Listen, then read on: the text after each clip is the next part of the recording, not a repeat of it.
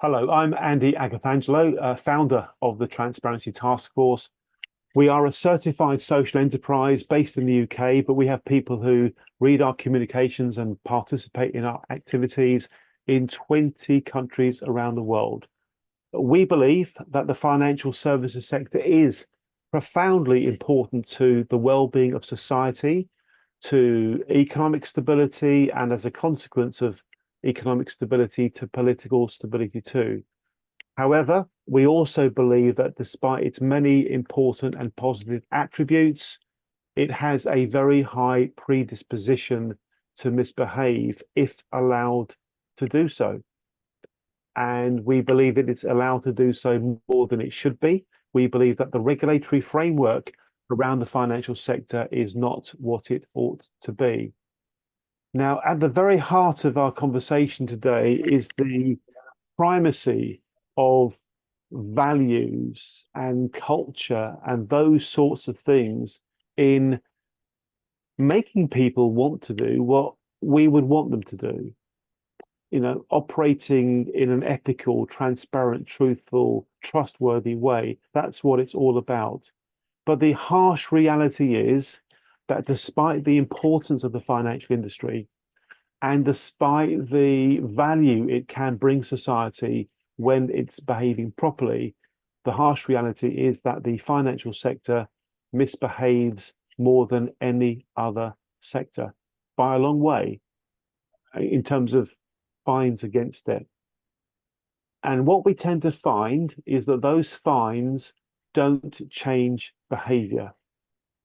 And if those fines don't change behavior, then one finds oneself asking the question, are the regulators doing the right thing by simply fining the corporations as opposed to dealing with the miscreant individuals within those organizations?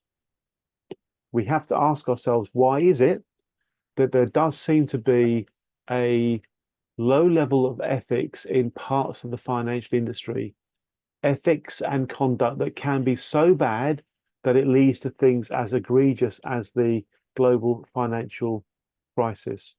Later on, if we get a chance, I'll take a look at some data to show you the points I'm making in hard fact forms. But in the meantime, I'd like to state that we, Transparency Task Force, are super proud to be associating once again with Charles Fowler and his wonderful colleagues that are the energy, the engine, the impetus, the secret sauce, if you like, of World Values Day.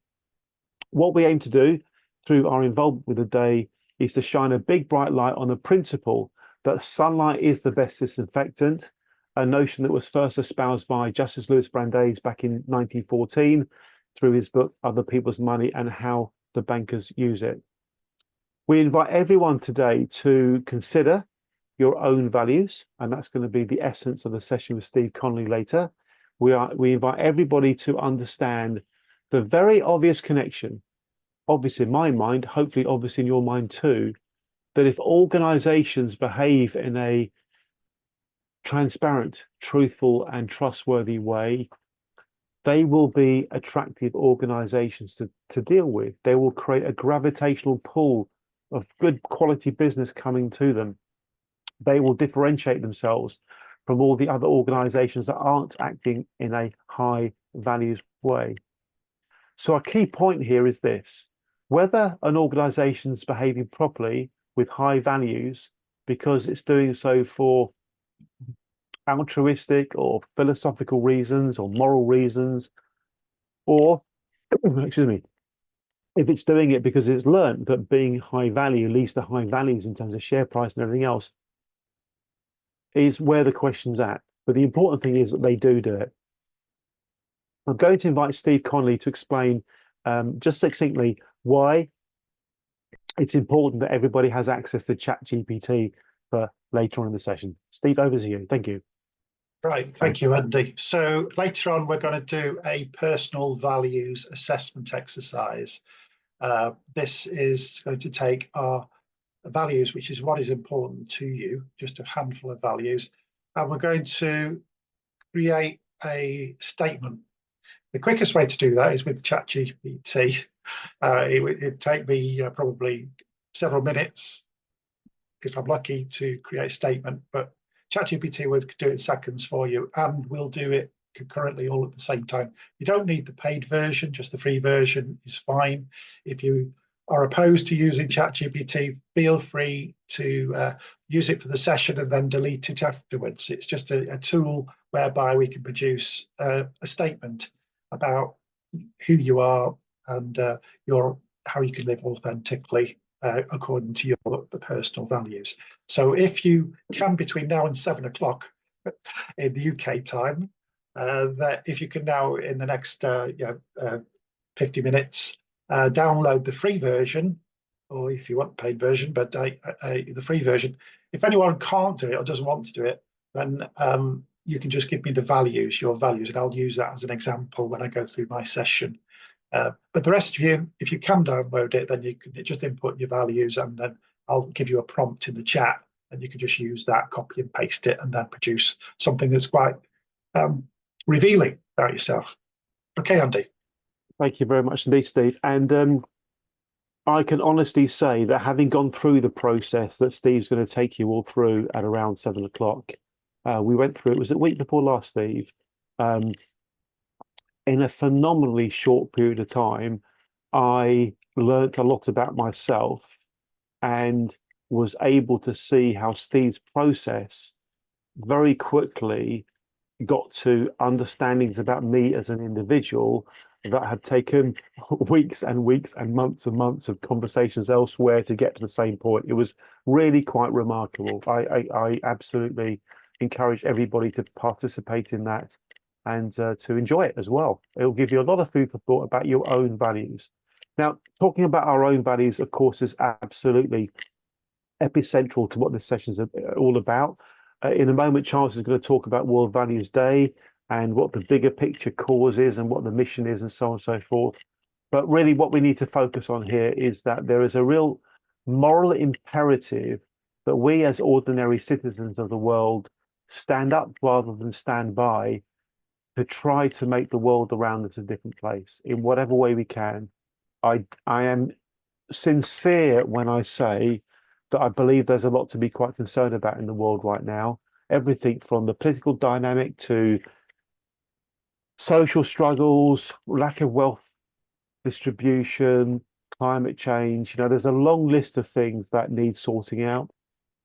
I personally choose to believe that there is no challenge facing mankind that we cannot solve with the right intent and the right authenticity. And at the very, very, very, very, very heart of that must be the idea that we live to values we can embrace and feel proud to hold, even when nobody's looking. That's a test, isn't it? Even when nobody's listening or nobody's looking. Folks, can I please invite you to put your hands together to thank Charles for being here part tonight and also for everything he does behind the scenes for World Values Day. Charles Fowler, over to you, sir. Please tell everybody about your work, your world, your vision. And then once we've done that, we'll then go to Robert Delner. Thank you very much, Charles. Thank you. I will. Thank you so much for that introduction, Andy. All I can say is that I'm really, really pleased to be here this evening. And thank you very much, not just Andy, but every one of you for having me here. I've been a member of Transatlantic Task Force for a few years, ambassador for 4 years or whatever. And I say that because actually the whole work of TTF is very, very close to my heart. I'm an ex-financial services industry professional. That was my career for 30 years. And actually, I packed it in the time of the financial crisis in 2008 or shortly afterwards. But I was in asset management for 30 years. And I have to say, it was at a time when I wasn't so switched on to my own values. Really, I slowly, during that course of that time, I did become more aware about values because I ran into a wonderful charity that uses values to help children, become aware of steering the right course through life, how to understand themselves and the world around them and relate to the world around them. And I did become slowly more aware of my values. Not that I think I had bad ones, but I certainly saw some issues in my career, as you can imagine, where looking back, one has to feel that the values weren't really being lived by certainly institutions and quite a lot of individuals. And I think a lot of that is because we weren't really conscious of them, like me. So that's the background to me. Perhaps I can just say a little bit about the World Values Day, and I know Steve is going to take you through values in a little bit more detail. So I've got this strong light. My camera keeps on illuminating me, whatever I do, especially when night falls.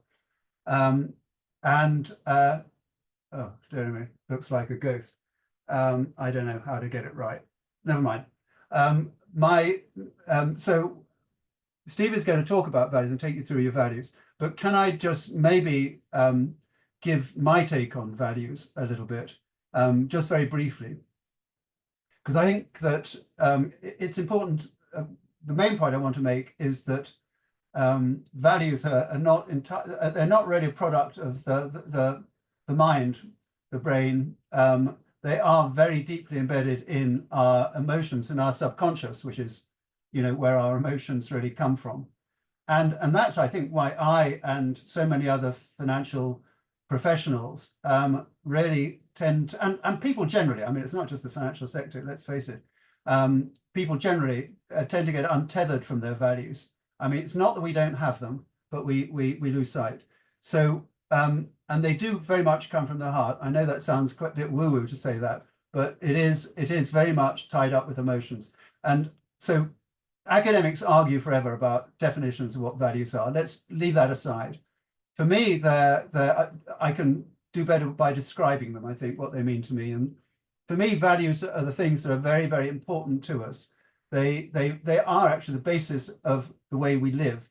If you can call them deeply held principles, but the key thing is that we need values for us to and need to be present for us to feel fulfillment, whether it's in the job or in our private lives or wherever, to feel satisfaction and to feel happiness. They motivate us. They are. I mean, they're so central. They, as I say, they are emotionally charged. They're something that we have, whether we like it or not. So we better like it because they're going to be driving our actions anyway. And but the great thing about values and the great thing about them in the financial services sector is that they do give us a moral compass for our lives. They can guide us through the difficult decisions privately or in our work lives, and really help us to find the way forward.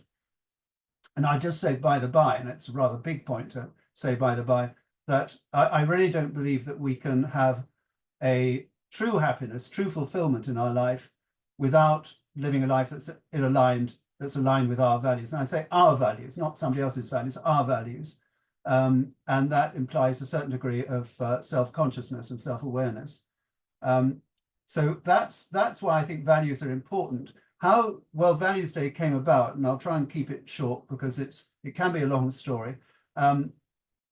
It was all catalyzed by a series of research projects, a series of market research projects that were done over a period, still going on, over a period of about 20 years by an organization called Barrett Value Center. And they did carried out market research into, it's now about 40 different countries, all spread all kinds of countries in Asia, Middle East, Europe, the Americas, North and South. And the amazing thing about it is that the results were remarkably similar wherever they ran the survey. And the takeaways from the survey, I'll just give them very briefly, were when people were asked about their top personal values, no matter where they were, they came up with words which are, quite positive, very reassuring. What are the values that you hold dear? And I'll quote just quickly down a list in the US survey, but it's very similar, slightly different words, slightly different order, very similar everywhere. Family, caring, honesty, humor, compassion, responsibility, friendship, respect, accountability, independence. I mean, all great values. Trust didn't quite get in there, but trust is in a lot of the other lists. It's about number 11, I think, in the US. So isn't that amazing? That's the good news. The good news is that we all have, or at least we claim to have, really what we could call good values. Let's just call them good values rather than get into judgmentalism or non-judgmental. I call them good values, positive values, human values. Then the same people were asked about the society in which they were living. How would you describe that? They use words which aren't quite values words, but here are their descriptions. Steve is already laughing because you know exactly what happened. Okay, they asked about the culture. This is the list from the US. What is the culture of the US? What does your society look like to you? And the words were corruption, bureaucracy, blame, crime, violence, uncertainty, waste, materialism, unemployment, conflict, aggression. Those are the words. And I mean, it's day and night, isn't it? And they ran this survey in the UK in 2012. And a whole bunch of us got together after it and thought, my goodness, the words were pretty much similar to the US and everywhere else. And we thought, well, this is just appalling.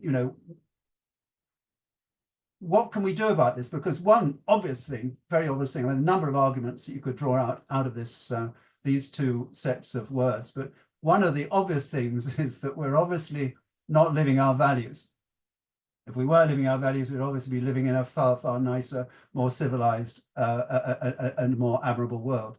So we're not living our values. Now, you might say, well, people are aspiring to those values. Do they practice them? Obviously not. You might say, well, people are maybe a bit overly negative about the world that they're living, the society they're living. Well, probably that's so because, 24-hour news stream gives them all this sort of nonstop crime, violence, and negative news of all kinds. So that may be true, but the underlying fact is that we're not practicing our values. We have, or we want to have, we claim to have, we aspire to have very good values, but we're obviously not living them. So what to do about that? There's a big values gap. There's a gap between aspirations and reality. And that was really why we decided to form the UK Values Alliance. That was the catalyst for that. And then a few years later, about three or 4 years later, we thought, well, wow, it's amazing. What surprised us, and I think would surprise the people responding to the survey, what surprised us is how many people were already acting in that area, that arena of values, already using values in leadership training, in management, in cultural transformation, in organizations, in life coaching, in all sorts of different spheres, obviously in charities, as you'd expect, but people were really, and one or two big financial organizations who also I discovered were living, were putting their values into action apparently at that time, I think genuinely in those cases. So we were amazed at the number of people already practicing their values. The second thing that we found out was it wasn't, not surprisingly, it wasn't just in the UK, it was all around the world, that the same phenomenon. There's a lot of movement going on in values, and I think that's only been in the last 20, 25 years really, mostly in the last 15 years, I'd say. Suddenly people were becoming aware of values. And the point about World Values Day and why we moved to it, why we set it up, was that we thought, let's try and get a movement, a campaign that's global. I mean, why just stick at the UK? Let's go global. We've got social media suddenly come up on us and surprised us all. We'll make use of social media and we'll try and make something positive out of it.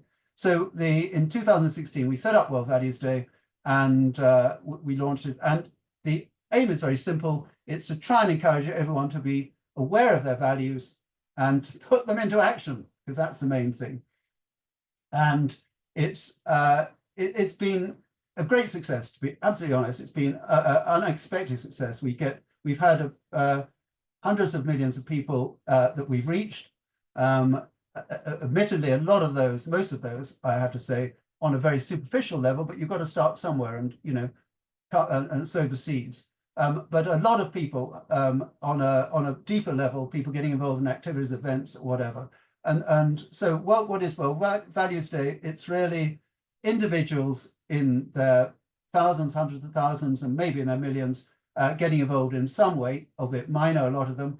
But it's also hundreds, maybe thousands of schools and universities and hospitals and care homes and NGOs, local governments, central governments, groups and networks of every kind, and also businesses. I mean, there are a lot of businesses that get involved. multinationals, little corner business, not so many financial services industry business, has to be said, although there are some who've been a great support. So that's what it looks like. And they do, we provide resources, but basically people pick it up and run with it.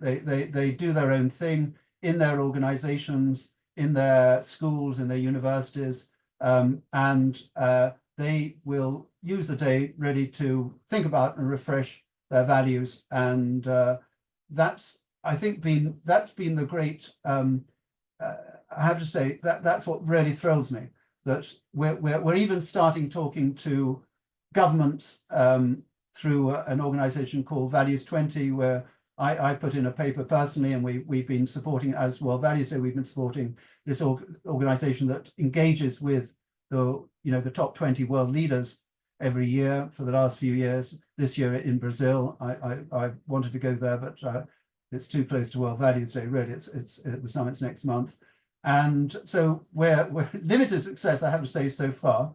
But they have recognised us. They did ask us a couple of years ago to give them a paper about their own values, the G20 own values, which was an interesting exercise. Headline is they have good values, but are they practicing them? We didn't quite get into that. So anyway, that's World Values Day. It's wonderful to see you, and I really think that this will be a very profound exercise today, and it's appropriate that you do it this day, of course, because it's World Values Day today. So I'll end by saying Happy World Values Day, or the rest of it, to all of you. And I'll have to slip away just before 7 because I've got another event on, but I'm going to hand it back to Andy. Thanks very much. And Andy, thank you so much for having me here. It's been a real treasure. You're so welcome, Charles. Your enthusiasm is authentic and inspiring. It really is. It really is. I found it particularly interesting, Charles, when you mentioned that there aren't that many financial services firms that are engaging on it. And I wonder if there's a reason for that. I wonder if the financial services sector has a bit of an issue in doing things in a kind of wholesome way. I wonder if it's just becoming a little bit too short-termist and a little bit too what's in it for me, and a little bit away from where we would want its values to be. And so much about that sort of stuff is really about organizational culture. And I mentioned the word culture very deliberately because Robert Delner is going to be speaking, and Robert's an absolute expert on topics relating to organizational culture, written books on the topic, etc., etc. Charles, a couple of quick questions from me. First of all, are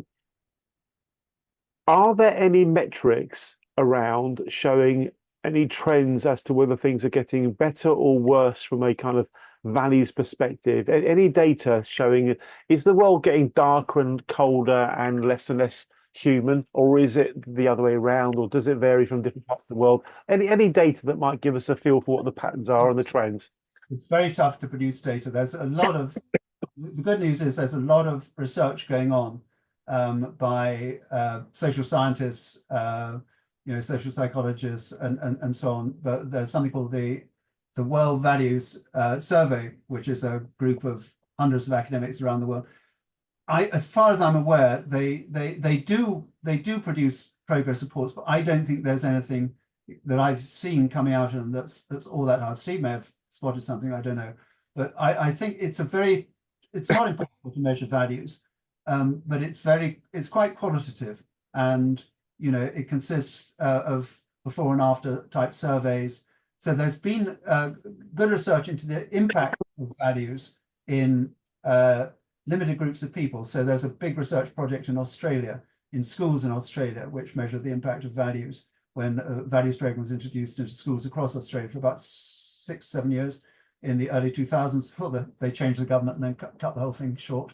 And other similar studies elsewhere, in businesses as well. But as far as I'm aware, there's nothing that shows anything like that globally or even country by country. The only thing is the value surveys, which have been conducted now in more than once in a number of countries.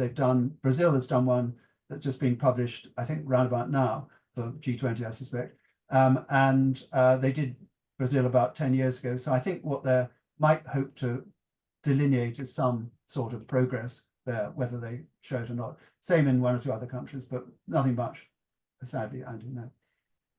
Thank you. And just before we go to anybody else, before we then go to Robert, I was watching TV the other night and I was watching a lovely program called Gone Fishing or Going Fishing with Mortimer and Whitehouse. It's a lovely program, very peaceful. And there was a bit in it where they were speaking to a doctor and he explained something that I'd never understood before. They were talking about Christmas time and how people felt lonely. And the doctor was explaining that it is a matter of biological fact that when human beings' brains are scanned, when they do things that are nice and good and they share and they care for other people, it actually lights up a part of the human mind, brain. And he was making the point that when you behave in a manner that you feel to be generous and good and kind, it's actually physiologically good for yourself, right? And I never knew that. Maybe I'm naive. Maybe I'm the only one who didn't know this. I did not know that it actually has a physiological effect on you as a human being, from in biological terms, by basically being a good person and by caring for others. And I never understood that before. Yeah, and not just that, Andy. That actually, even they found that even on observing an act of kindness, let's say, or act of generosity from one person, just the observer will actually have the same responses. So it's not just this brain thing that lights up, whatever that is, frontal cortex.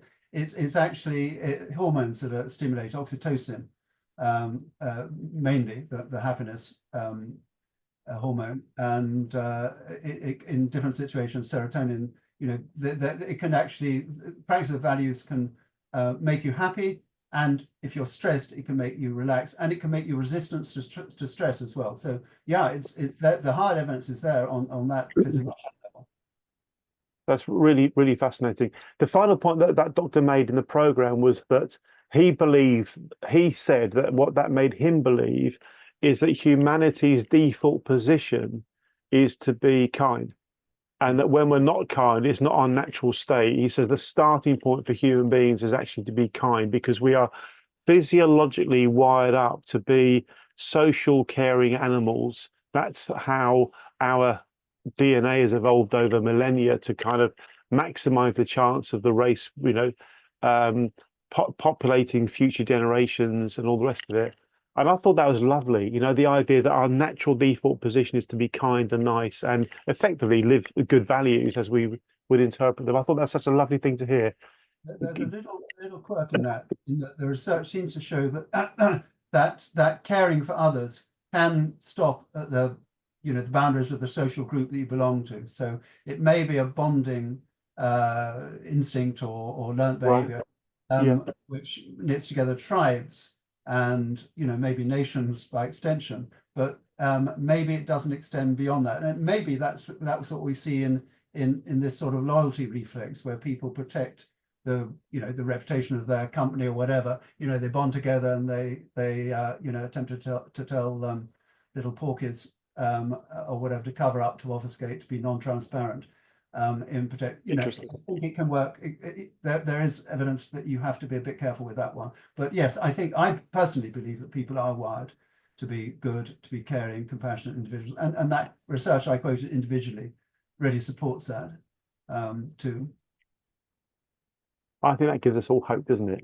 Isn't it lovely to think that we may all be born nice? What a thought! What a thought! The population apparently has good values, or aspires to have good values, more accurately, which is good. Fantastic. It is good. It is good. Thank you, Charles. Lovely conversation to be having with you. But would anybody like to come in with any comments or questions before we go to Robert Delner, who's going to talk about culture and organizational structures and that sort of thing, based on his extensive experience? If you want to come in, please do raise your hand, make a point, put something in the chat. I think we're good. So can we do two things simultaneously, folks? One is thank Charles, and secondly, invite Robert to take himself off mute and share with us, Robert, whatever you'd like to. You're so knowledgeable on this topic. Feel free to take the conversation wherever you want to go. Thanks, Robert. Thank you. Thanks, Andy, and thanks, Charles, as well. Andy, you didn't give me any sort of remit for this particular talk. So the good news is I can do what I like. The bad news is I will do what I like.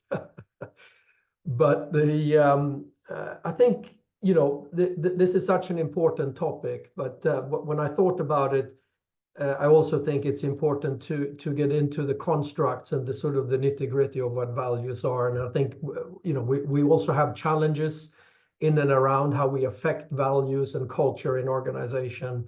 And I'll come to that a little bit later on, maybe, because there's the challenges as well we need to address. But what I thought we would do is just to sort of do a little bit of values 101, only because on the one hand, we talk about values generically, and on another, of course, they are, you know, universal values as such, but equally, they will mean different things to different people.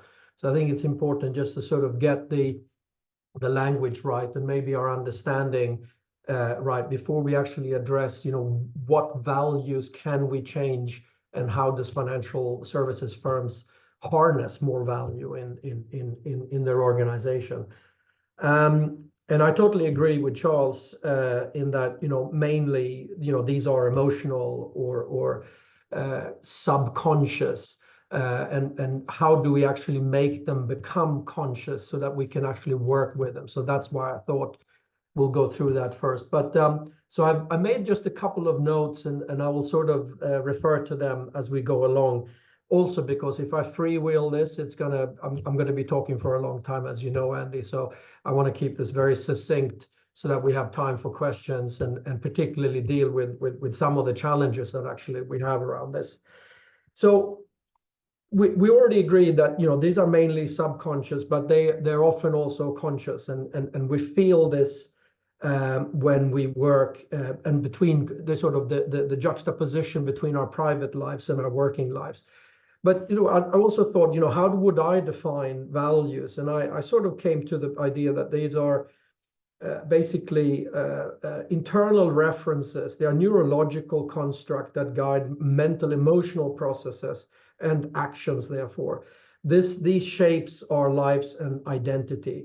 And essentially, I think what Charles also said is that this is really what's important to us. And that's actually a values elicitation question in psychology. When you ask someone what values are actually present in a particular dynamic, is what is important to you about X. However, we also find often that we bundle beliefs and values together. But beliefs are created from decisions we have made in the past, from what we consider to be a truth or an untruth. So they're actually a construct as well, but they sit higher potentially in the consciousness level than values. But at the same time, there are many beliefs which support a value. And that is important when we come to how do we work with values or changing values, is because we also have to work at the same time of a belief system or a chain of belief system within an organization and its leadership. So that happens.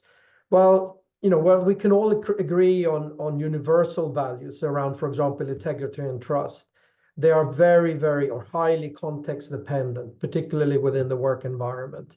So we need definition around values. Values tend to be, particularly values that are personal, are very general or universal, and we need to define them carefully. And I certainly have, in my experience, I mean, I spent most of my career in the financial services industry, but I also then went on to become a clinical psychologist and did some work around that, and that led me into culture. And this is kind of, again, this juxtaposition, the conflict between personal values and organizational culture is the key element. And how big a stretch, how big a pain is it for individuals to go into organizations where their values are not necessarily represented? They can't really play them out. So I defined organizational culture as sort of the collective psychology of a firm, obviously mainly driven by its leadership and its actions. But this guides the constituent parts. For example, what sort of procedures do the organization have? How do they operate? What is the HR function like in terms of how it, rewards, reprimands people within that organization.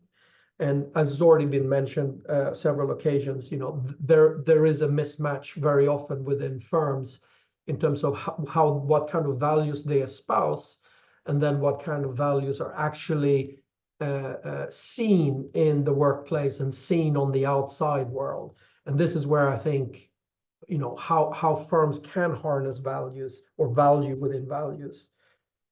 And so this is a conflict within these operational goals and targets, but they can be overrun. So the good news is that values can actually change in organizations. But as we probably know that, so values itself are often only moved in one direction or another through some form of event. And in our personal lives, it unfortunately happens mainly through either traumatic events or highly impactful events in our lives. Our values can shift quite dramatically, and that makes us maybe feel a little bit sort of discombobulated for some time. But we reorientate ourselves in the right direction after a while. But people around us can feel a bit confused about that, and we can get confused.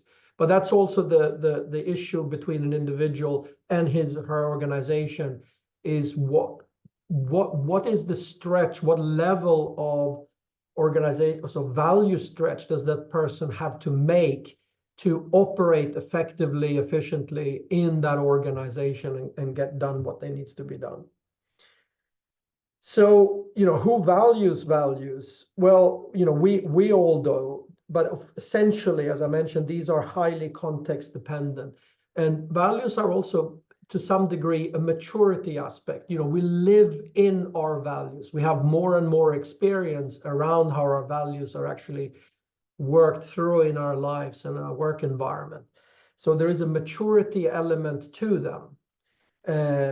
And I think one of the challenges for how values are being or can be changed is, of course, that the financial industry as a whole have more and more operationally now, and particularly client interfaces driven by technology. So with call centers and with people having to transact more and more online, I think the question is, how does organizations therefore take values seriously when more and more of their interface with a client is basically done through some form of technology, where values is not necessarily present. And the old days with the relationship manager and so forth, when you went into your local banking branch, etc. I mean, that's the element where I think it's challenged. So I agree with you, Andy, that financial services has this enormous challenge and discourse in terms of how they implement values within their organization. And I would sort of tentatively agree that the profit motive or the motive to create revenue and drive the business according to the targets and goals, as mentioned earlier, probably overrides a lot of these things. And certainly in my experience working in financial services or industry, that has been the case on many occasions. I've walked into my organization feeling sick to my stomach as to what I had to do that day and what I had witnessed the day before. And it came to a point where I decided to leave the industry sort of just after the 2009-10 crash, etc., and concentrate more on, how do you actually make these changes within organizations, and particularly around organizational culture. But I'll leave it there. Hopefully that was short and sweet enough. And over to you. Thank you so much, Robert. I would like to take you somewhere that may be a little bit uncomfortable for you. And if it is too uncomfortable, don't hesitate to tell me, let's go somewhere else, Andy. I'm truly fascinated by how it felt for you when you were going into work and you weren't really tuned into what you may have seen the day before, and you were anxious about what you were going to be doing that day, or were being asked to do that day, and how it caused you to leave the company, leave the organization. I can identify with what you just said, Robert, in such a personal way. On 3 occasions in my career, in my early 20s, working for financial companies, I saw stuff that I felt wasn't right. I'll be very specific.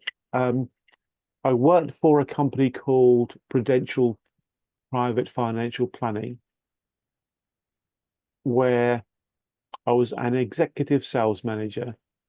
And what the company would do is to train the consultants to advise clients to invest their money in a particular way. And basically, without getting too complicated about it, if a client had, let's say, £100,000 to invest, they would encourage the client to invest £100,000 into a single premium investment, a bond or some unit trust or whatever it might be. But they would also organize that capital investment to create an income, and the income would be used to fund a regular premium contract like an endowment or a maximum investment plan. Okay. And there were arguments given in the training rooms about why this was a good idea from a financial planning point of view. And the arguments built around things like pound cost averaging. Do you remember those phrases, guys? Yeah. Pound cost averaging, and why it was the better thing to do.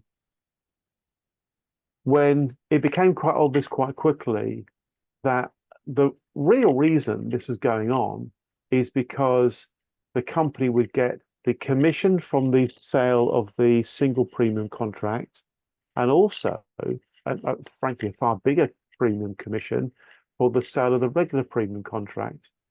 And cut a long story short, I expressed my concerns about this up the hierarchy to the head of compliance, and did so, I thought, in a pretty safe way. I didn't want to, lose my job over it, but I did want to speak out, and I spoke out. Cut a long story short, I found myself in a very short period of time in a position where I just had to resign, and I did. And I remember being so upset, Robert. I'm a reasonably conscientious guy, and I was getting my head down, doing my job reasonably well, not looking for trouble, but feeling really uncomfortable about it, right? And feeling that the BS going on around the topic to justify doing what it was doing just didn't really carry any weight for me. And I knew others felt the same way. And short time after I resigned, a whole load of other people resigned. And about 6 months later, I remember being invited to a meeting, a big meeting in Prudential's lovely Holborn offices, very grandiose old buildings. A big meeting where loads of people like me had left, and the HR department was basically trying to find out why this whole cohort of people have left the firm. And I remember them asking in the meeting, why did you all leave? And we all spoke about the sorts of things I've just been describing and how we didn't want to stay there. And I remember somebody asking, but why didn't any of you tell anybody about this? And I was so upset and so angry. I put my hand up and I think I swore, I effing well did, sort of thing, And the people running that host, actually facilitating that meeting, were genuinely shocked. They were genuinely shocked that somewhere further up the hierarchy, what should have been treated as a constructive whistleblowing exercise was turned into what it became. So when you spoke just now, Robert, about you feeling bad going into work, reflecting on what happened the day before and what you might see that day, I could really relate to it. And there's been 2 or 3 times in my career that sort of thing has happened. Mm. And when I kind of self-analyze myself, we all do that from time to time, I'm pretty sure that a big driver for my work running Transparency Task Force goes back to those days, the pain of experiencing, seeing stuff being wrong and finding myself being completely helpless and doing anything about it other than metaphorically speaking, sticking my two fingers up and saying, I'm out of here. Can't stand this. I'm not going to work for you. Forgive me, Robert. I went into a bit of a therapy session there. But please do reflect on what I've said, if you don't mind. And just share with us a little bit more about this, because in practical terms, this is the battleground, the tension between what you believe and what the people governing you or running you or managing you or leading you believe. And sometimes there's a tension, and sometimes people choose to stand up rather than stand by. Robert, thank you. Please speak to that. Yeah, thanks, Andy. And yeah, I mean, I obviously myself, I have quite a few different experiences around that. So I was involved in the wholesale market, so investment banking and the such like. So one of the areas which was prevalent, depending on the situation of the organization, was forms of insider type activities, if I can put it that way. And that was for the few and privileged. So you had to be sort of selected almost to partake in those type of transactions. So that was one element of it, which I felt very strongly was unfair on everyone concerned, including, and most importantly, actually, the client themselves, whom the value was extracted from in one way or another. I mean, I always say I've only resigned for one reason, and that is because I was not aligned with the organizational culture for the organization I was working with. So for me, walking into an office when it becomes too painful, as Charles was alluding to, this is an psycho-emotional process, and there comes a point where you just can't stand it any longer. And there's very few people I've spoken to anyway who are totally aligned with their organizational culture, and they, have a warm, fuzzy feeling walking through the doors in the morning. If anything, most people, I think, work in that environment, despite feeling a bit queasy about what they do. However, the money is there, and these organizations are very goal orientated, and very often they don't necessarily care too much about how you reach your own goals or your targets.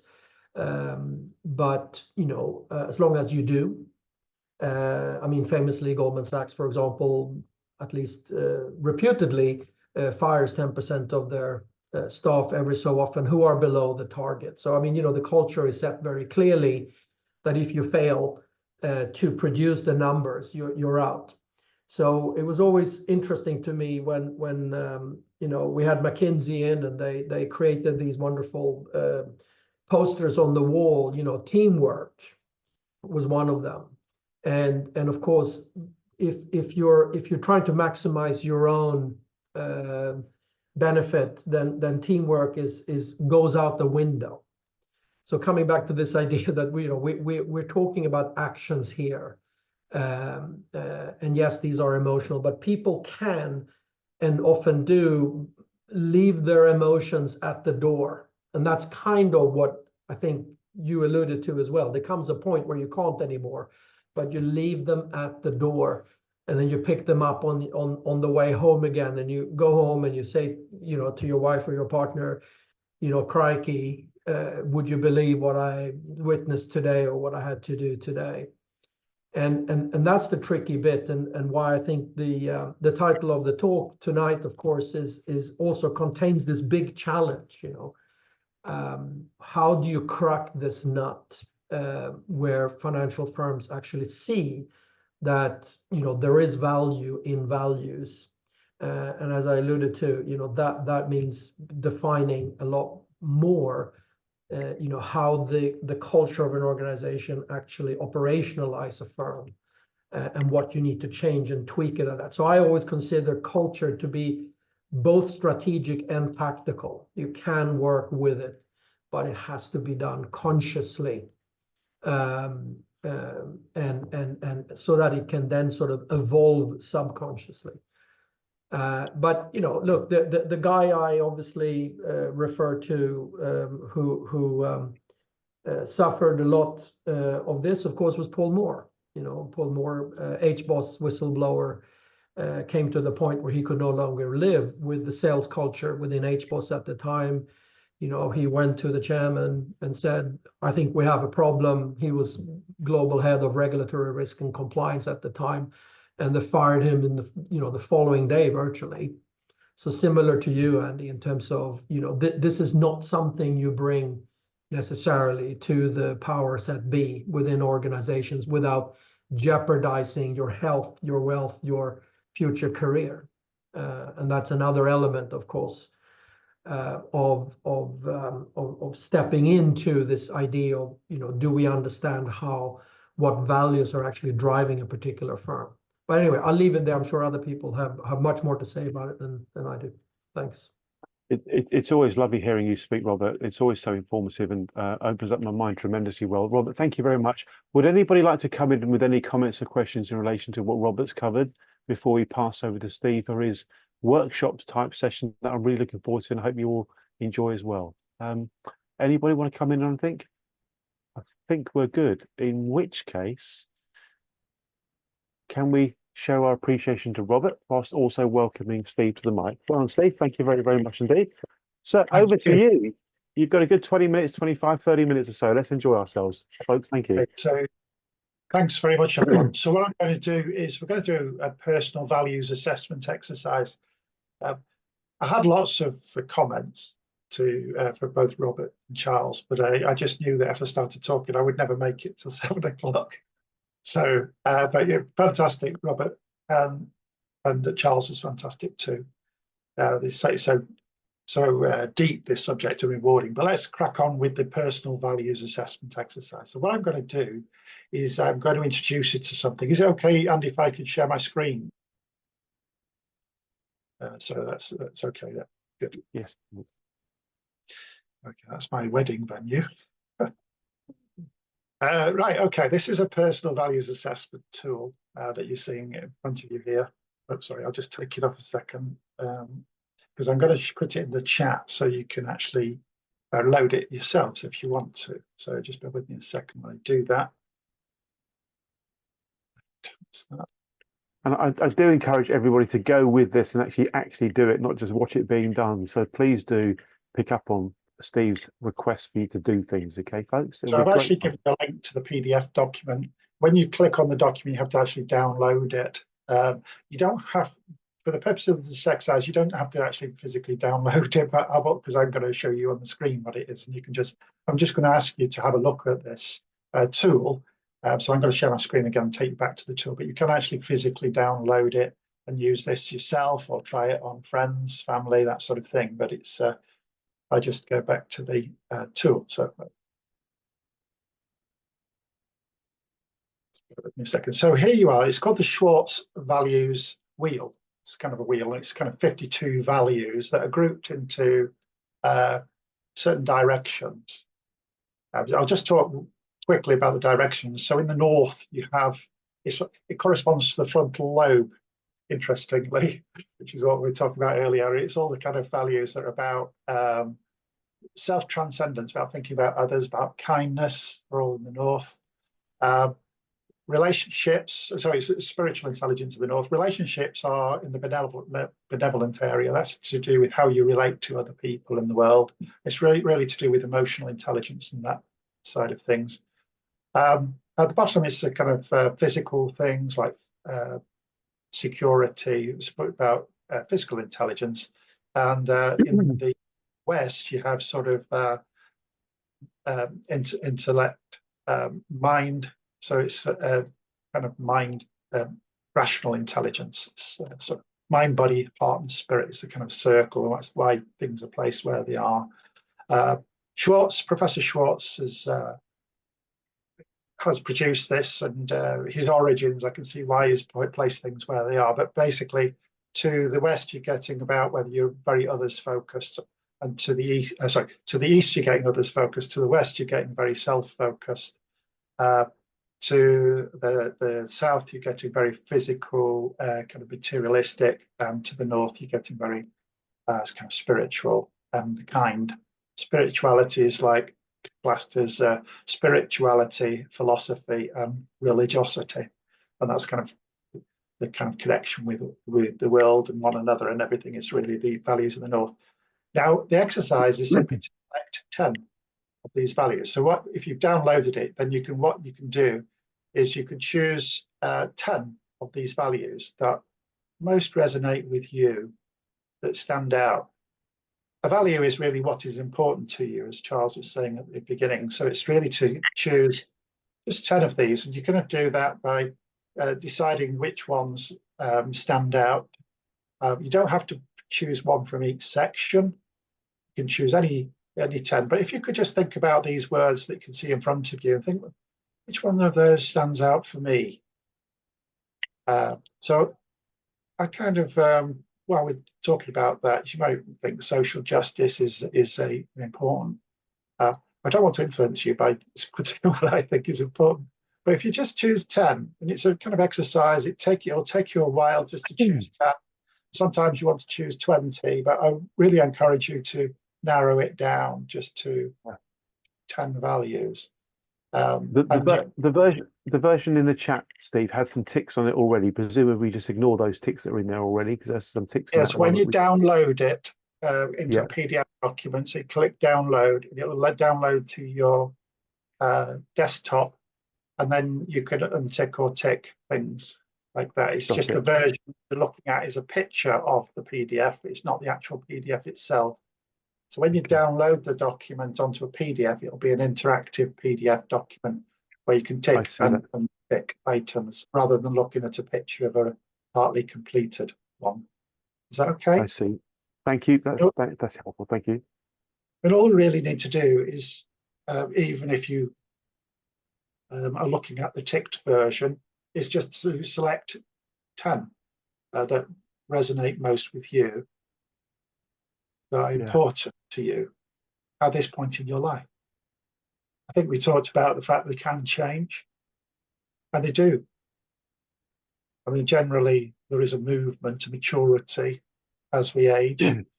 We mentioned Richard Barrett before, so I'm going to chat while you're this exercise. Richard Barrett wrote a book called The New Psychology of Human Well-Being. Yes, that's right. And he talks about the journey that we go on the values.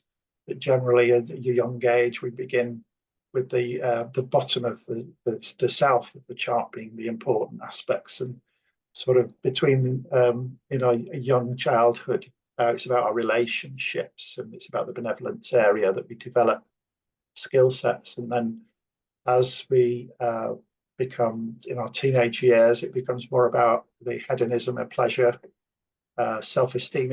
These actually values equate very closely to Abraham Maslow's hierarchy of needs. And as you go up, you're moving into self-actualization, and then towards the universalism, self-direction, you're getting the self-transcendent needs. So there is an order to this. And there's no right or wrong answer. They're pretty universal. It's just, and we're all on a journey at various parts. Clearly, bankers are kind of on the lower perhaps to the journey than most of us, but it's interesting to map where we are. And it is actually helpful to have values in all areas. There's not a right or wrong value. It's just how we might use the map that we get at the end of it. So if it could indicate when people have kind of started to choose 10 values, then I can move on to the next exercise. But you kind of just trying it. It's a difficult exercise because you're saying, well, I've got 11, which one shall I take out? If we could do that. If someone hasn't downloaded the piece, I'm just going to check the chat here. How is it? Right, I don't know. I don't know the answer to that question, to Ray Dalio's principles. Don't know. I'll have to look at that. I'll take that question away. So, yeah, so how are we doing? Hands up anyone who's kind of got the 10 values. Are we still going? It's okay. So got, yeah. The values. Yep. Okay, well, I kind of move it to the next piece. So one of the things I talked about at the beginning was to use ChatGPT.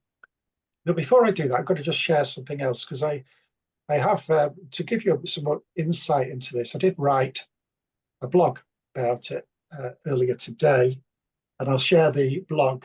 I'll just stop the share here for a second, and I'll share the blog in here. So you can find out more about Schwartz and Schwartz values assessment. I'm sorry, I don't know about Ray Dalio's.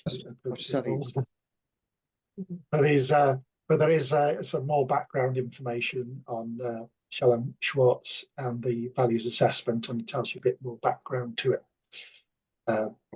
So what I'm going to do next is I'm going to actually share a ChatGPT prompt, which is actually mentioned in the article, that link that I've just shared. And basically, this is what you do. So I'm going to just copy the paste the prompt. Well, first of all, I'll share the screen to show you where I am. So let's just do that.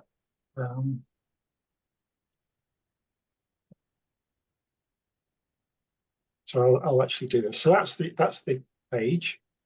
In the article here, the Schwartz Values Assessment Wheel, and talking about it, you'll see as you go down the article towards the bottom of it, there's a little exercise here, which is the exercise we're doing.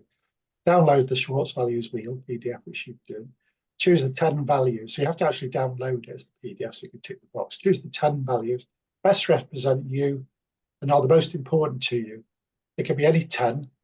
You can have more from one area and none from others, and that's fine too.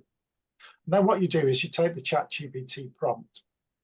So I'm going to just do this now, just as an example. And this is my ChatGPT. It might look very different to yours because I'm using a premium version, which has lots of function on it, but it really doesn't matter what you use. But you just, in the prompt, you just paste what you've done. And you might say, so you put your first name when it says Steve, or it says name there, so I'm going to put Steve. When it says value 1, value 2, etc., I want you to just type in your values. So I'm going to choose some values while you do that. So if you could just do the prompt and just type in your values. And can you copy and paste paste the wording for the prompt into the chat, so we can just copy paste that bit, and then we can add our. I'll do that. Good idea. Yes, sorry about that.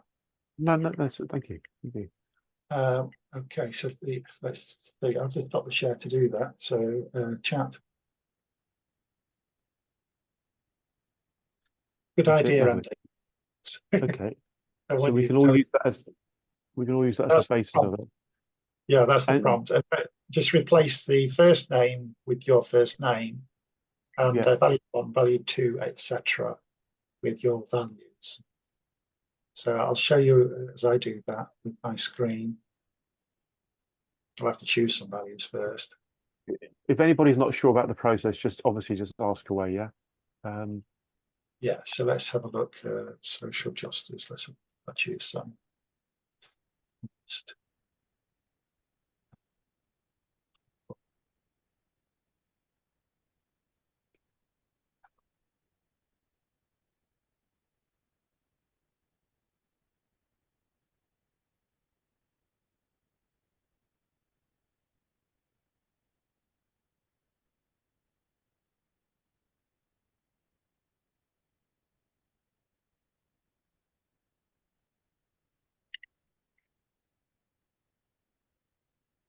So if I just fill them this in so you can see how you do it. So basically, I'm going to just do my words here. So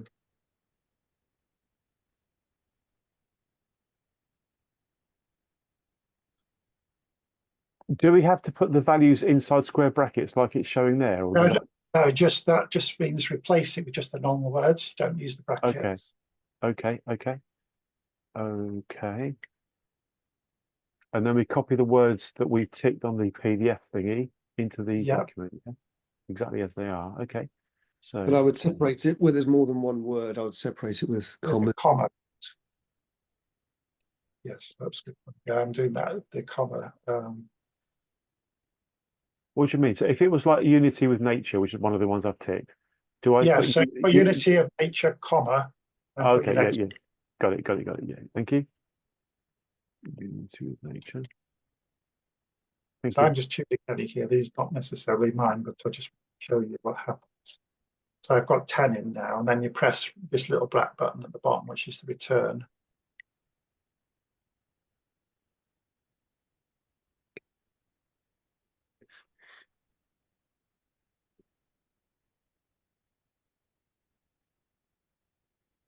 And it produces what we call a character statement.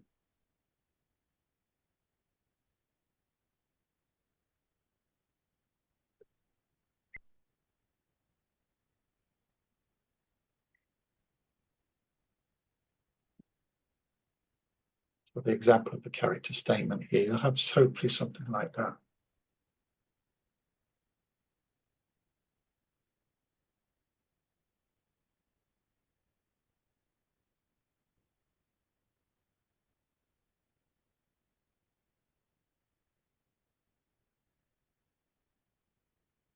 So has anyone done that? Yeah. So Robert, do you care to share that output? How has it worked for you? Has it produced a statement of your character? And reading it on reflection, how well does it reflect you? Yeah, no, it's obviously taken, you know, the 10 characters and you know, created a story around it, which I kind of recognize. I haven't read it in detail, but yeah, it's kind of all there, I think.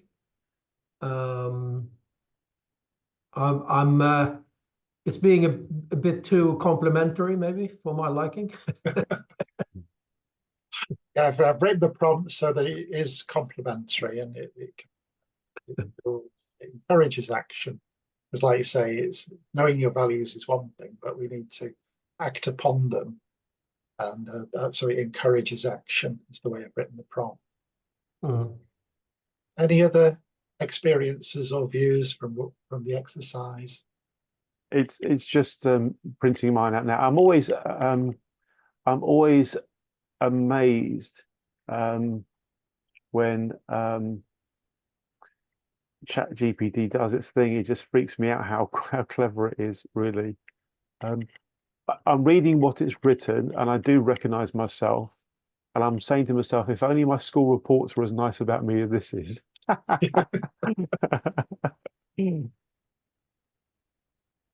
So we use that at the beginning of the life planning process, and it's about who you are. I find this often missing in planning processes, and if you don't do this piece of work at the beginning, then you're really missing out what's important. And when you're planning for your favorite future, if you're missing out what's important, then you're heading in the wrong direction, in my view. So it gives you a north star to kind of guide you through the planning process and think, yeah, I want to be authentic. I want to be true to myself. This is who I am. This is what I think is important. I told myself this is what I thought was important. So why don't I listen to myself? Why don't I have this in my description, my vision of my favorite future? And why don't I use it as a North Star to guide me on my path in the next chapter of my life? And then what I do is I work with people to help them onto the next chapter. Yes, Andy. Could I ask both yourself and Robert a question here? So, if there was a progressively led organization that was into all this great stuff, and it got everyone in the company to do this exercise, and then shared everybody's output, you know, willingly with everybody else, so everybody knew what mattered to everybody else. Could there be value in just doing that very simple exercise to create a sense of mutual understanding and respect about where each other's coming from? Because whilst this exercise is really valuable, seeing it for ourselves, if I was working with, let's say, you, Steve, and Robert on a day in, day out basis, and I knew what your one said, and I knew what Robert said, and Robert knew mine and yours, and you knew mine and Robert's, then would that not be really good from a kind of like mutual understanding and respect point of view? And would it not give people a chance to push back when they're being asked to do something that don't fit our values? I think that's perhaps even the key point. Any thoughts about that, gents? Yes, there's a lot of work that has been done on that topic by Really? the Right. Barrett Values Centre. So the Right. Barrett Values Assessment is very similar to the one that we've just done. And that has been performed with organisations and governments around the world. And the studies reveal that, so there is basically a corporate, what do you think the values are of the organisation? And then you do, of the key leadership team, they do their personal values assessments and compare it with each other and with the corporate. And Richard Barrett suggested he was able to predict the failure of a business based on the outcome. Really? And he was What do you mean? mocked for this. He was mocked for it when he made this statement that it's called entropic failure. It's where there's a disconnect between the various outcomes, the values map of the different individuals in the organization. But he did work with the Icelandic government, and he predicted that there would be an entropic failure of the Icelandic government, and they laughed him out of the government offices, I think, in Iceland. But following that, I think it was within weeks, the Icelandic, basically Iceland went bust.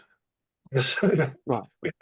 with the Icelandic banks going broke. So it was kind of it was predicted, and it's called entropic failure, and it's you can predict it. So if in an organization, if everyone's not on the right page, on the same page, then that is likely to not succeed as a business. Now, I don't know whether you can have bad people all on the same page and that business will succeed, which is or people who have very positive and self-transcending values altogether. But I do know that if there are differences, then there is. But Richard Barrett predicted failure within the organisation. If I can just add a couple of things to what Steve was saying, which is correct. The challenge that you have in organizations is that we all know about cognitive biases, right? So when you're asking a person in an organization to do any kind of survey, there is a risk, if not a high probability, that that person will try and guide the result of that survey to kind of look good in the organizational context. That's one aspect of it, right? So therefore, that's the challenge I think you face. If you're asking an organization to do this, you're opening up a little bit of a Pandora's box here around what is the cognitive or the dissonance within the organization between the values that people actually have. And this is again where you have to be very context dependent. So when I've done these surveys in organizations, the people who are answering, are asked to put their mindset within the company first and foremost, and then answer these sort of questions, because that's really what you're looking for in a way. Yeah. So therein lies the challenge. And of course, if you're the leadership team, is this another challenge you really want to grapple with, given all the other challenges you have in the world in general? If you find out that there is sort of a big gap between the people that are working for you, and the bias is very early on as well, even in terms of recruitment, right? So you hire people that you like. That recruitment process, you tend to hire people who you think at least espouses to the same values as you or the organization, and therefore you sort of get into that sort of bias approach. So I just want to add that to what Steve was saying, which is correct. Thanks. Thank you, Robert. Thank you, Steve, for those comments.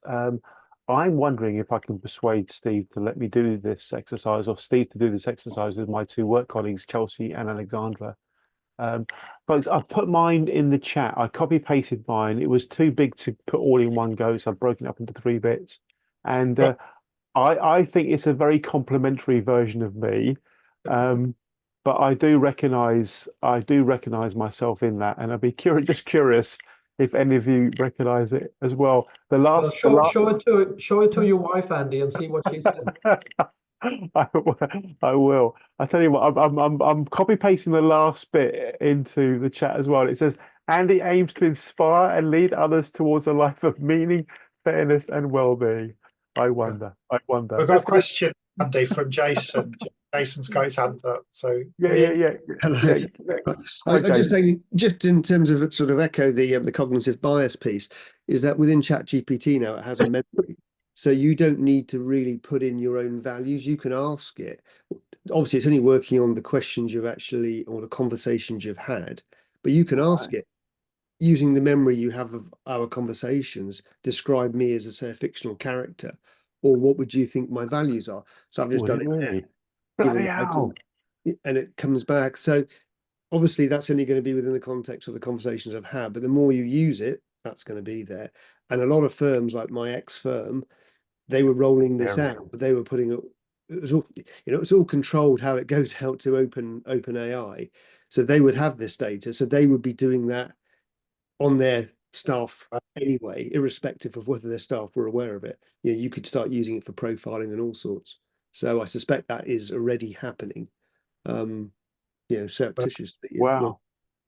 So, but in terms of it does take out the bias, doesn't it? Because it's interesting what, if you're having, I've done numerous different things, and actually what it's come back with to me, purpose-driven work, community and service, adaptability and growth, it all does resonate with how I would see myself. So That is remarkable. I'm literally about to do that. I'm putting in the words, using your memory of my use of ChatGPT so far, please provide a personality profile on me. I'll just put that in and see what happens. Bloody hell, it's gonna be interesting. I'll tell you what. yeah. Oh my God.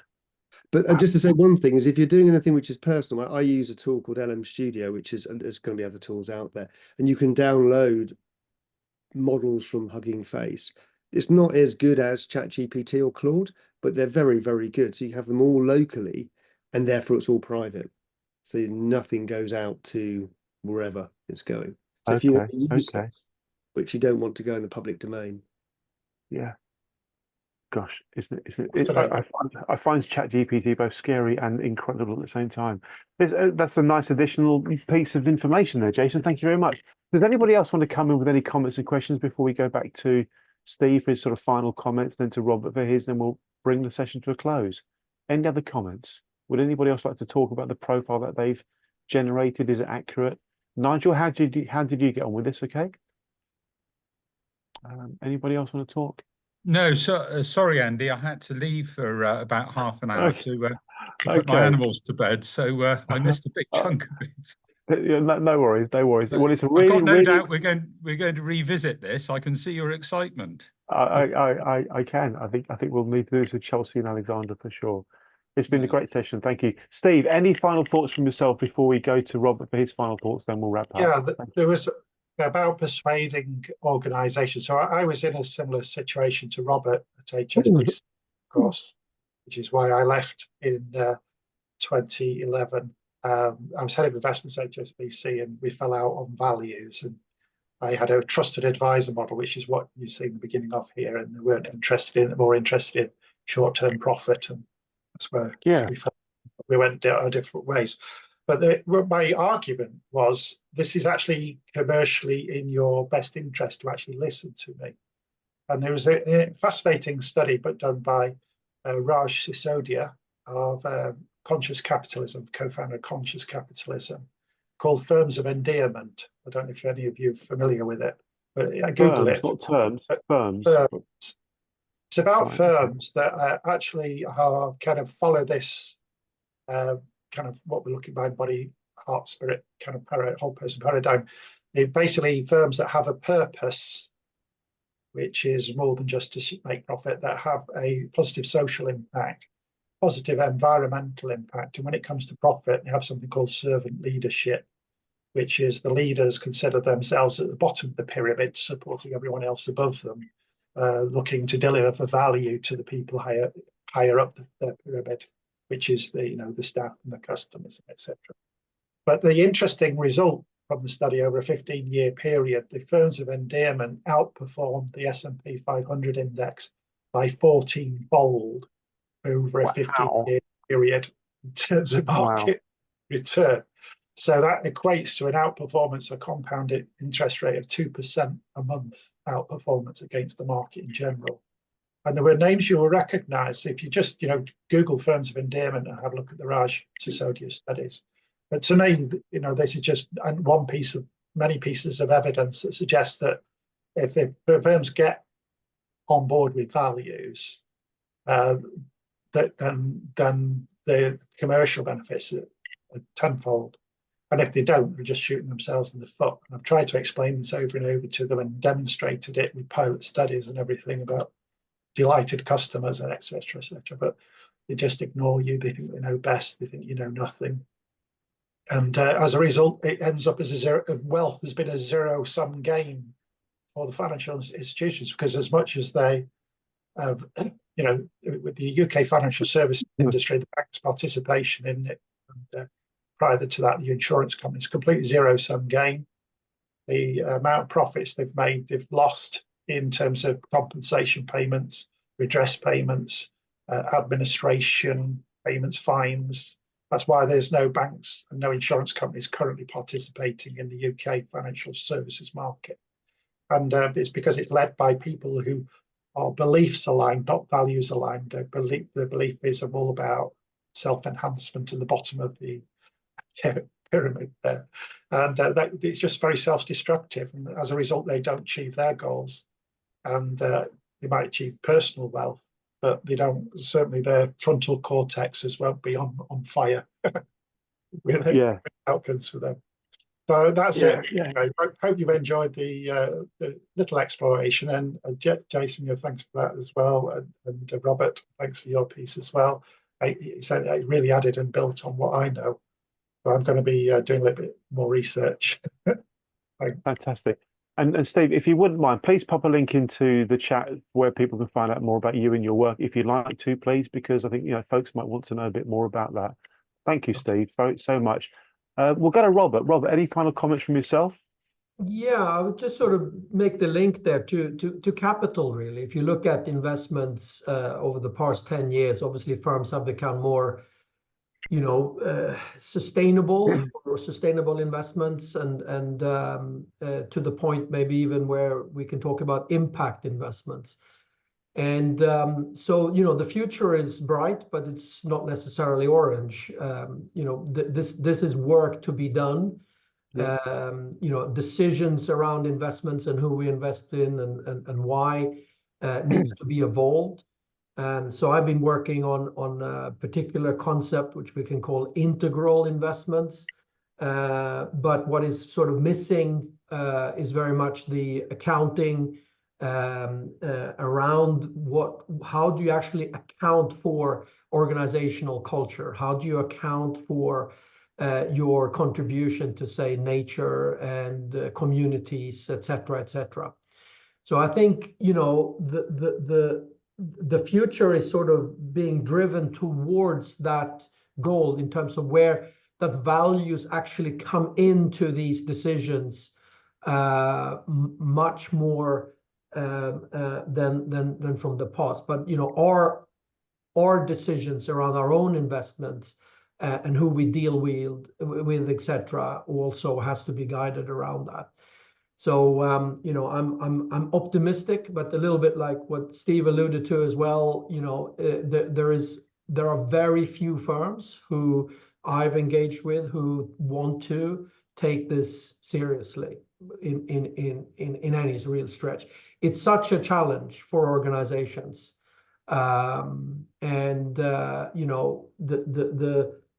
maybe the statistics that you mentioned, Steve, around outperformance will sort of persuade some of them. I have great hopes for things like family offices, for example, where there is a shorter gap between values and the way people invest, because that's another thing, of course, is that how many layers do you have, organizational and people and products, between a value being actually ascribed or driven into a particular investment decision. That gap is really important. The shortest gap that I have found is obviously direct private and family offices. But again, they tend to be very, very secretive, if I can put it that way, around how they invest and what the methodology is. But with changes now again in you know, more and more Gen X's are inheriting this wealth, where some of these values are much more prevalent, and they will make different decisions from their parents did, for example, as wealth sort of trickles down. But that's a small part of wealth, of course, if you compare to the BlackRocks, etc., who have trillions under management and very sort of programmed form of investing. Anyway, I'll leave it there because that's a whole topic on its own, I think. Thank you. Robert, thank you very much. And thank you again, Steve. And thank you everyone who's chipped into the conversation. Thank you, Jason. Would anybody like to say anything or ask anything before we wrap the conversation up? I've got Yes, one please, sentence. Steve. Go on. Just never believe what you read on the lobby walls in banks. Never read what you believe on the lobby walls in banks. Never believe what you read. Yeah. Got another one from Nigel there as well. Thank you very much indeed. Thank you. Okay, folks. I think we're all good. Does anybody want to come in? I think Nigel does. Yes, please, Nigel. Thank you. Yeah. I'm just curious to know if anybody's approached the FCA to see if they'd be interested to see if their staff members or members of the board would be interested in going through this process, because they do say to their own authorised members that they should put their themselves in the shoes of their customers. Mm. Well, that assumes that they've got the right shoes to put on in the first place, doesn't it? So shouldn't they be testing that? Yeah. I mean, I can speak very briefly to it because I had a conversation back in the day. This is 2010-11 with the then Hector Sands. So this goes back a bit, obviously. Things may have changed now, but at the then FSA, and he asked me to write a consultation paper for them on culture in banking, on how the financial crisis potentially was, at least the cause of it was a predisposition to a poor culture within the industry. And to cut a long story short, not very much came out of that at all within the FSA at the time. And subsequent conversations with various senior members of banks didn't come to very much either. Culture is one of these aspects where people, it's very easy for a banking brain, it's very easy to understand, but it's extraordinarily difficult to implement, which is different to a banking brain where you've learned about economics and finance, which is very difficult to understand, but very easy to implement, right? So culture and culture change is very difficult to implement, but easy to understand. So it sounds very easy. Oh, we know all of this. We know what to do. But then, of course, nothing happens normally. So I think, you know, all of that is caveated to, I don't know what's happened within the FCA over the last 5-10 years since I sort of was part of that conversation. And they may have improved tremendously. You know, Andy will probably be able to say more about that. Well, thank you very much. Well, I definitely think there are some issues there, and I'll just spend a few minutes talking about this data that I'm sharing with you right now. So some of you have seen this before. It's data within Violation Tracker. What you're looking at there is the 10 top worst offending organizations ranked by how much they've been fined since the year 2010. UBS, NatWest, Barclays, Lloyds, Deutsche, JP Morgan, HSBC, Citigroup, Glencore, huge amounts in fines. I'll put a link to this page in the chat. I did it earlier, but I'll do it again now. But in all honesty, the real concern for me is that when you scroll down the page, what you look at is a list of the individual fines ranked by how big they are. So the one at the very top of the page is a banking violation case against Credit Suisse, 2021. brought by the FCA, a fine of £292,209,276. Obviously, as a one-off, that's a phenomenal fine. I mean, they must have done something very, very naughty. If you want the detail on any of these cases, you simply click on the monetary amount and it takes you to the write-up. And very, very, I think very impressively, you get a sort of handwritten note here, the violation description. The FCA fined Credit Suisse over 147 million for serious financial crime due diligence failings related to loans worth over 1.3 US billion, etc., etc., etc. And also the source of the data, if you go to the very bottom line, you can click here, it shows you the source of the data, which is always some formal document. As you can see here, it's an official FCA statement. But what I really want to show you is that when you scroll down the page, look at the offence type, okay? So banking violation, FX market manipulation, bribery, anti-money laundering deficiencies, FX market manipulation, interest rate benchmark manipulation, FX market manipulation, FX market manipulation, FX market manipulation, foreign exchange market manipulation, anti-money laundering deficiencies. Can you see how the same things are coming up all over again? The same issues. And not only that, eventually you start to see that not only are the same crimes, that's what they are, coming up, they're coming up under the same organizations, right? So if we, for example, if we click on Barclays now, it will give us the Barclays analysis, okay? The individual penalties there. If we put the word Barclays in the front of the search process, it only takes a second. It's a very clever database. This. We go Barclays and we click on search. So we've got 28 violations against Barclays. So FX and I'll do these I'll rank them according to the year, okay?